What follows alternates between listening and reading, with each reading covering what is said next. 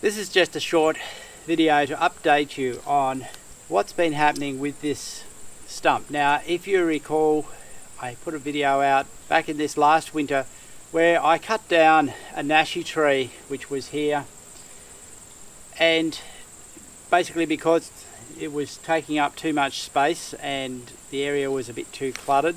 And when I cut the stump off, I tried a method which I had seen on a YouTube video to try and kill the stump using Epsom salts, drilling holes into the stump and filling it with Epsom salts. And I thought I'd bring you back here now in summer. It's been 6 months or more since I did that, and show you the result.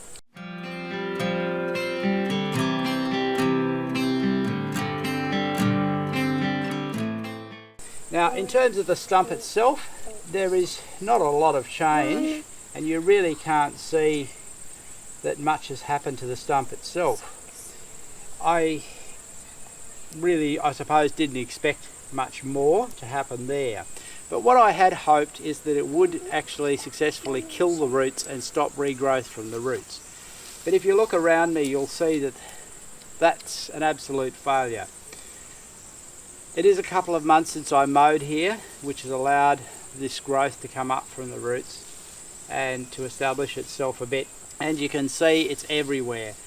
The roots are really taking off, and I need to come in and mow it back fairly hard and hope to kill it off by continual mowing. So, did the Epsom salts work as a root killer? No, it was a total fail from that perspective. Did it help the stump to decay at all? At this stage, I would say no.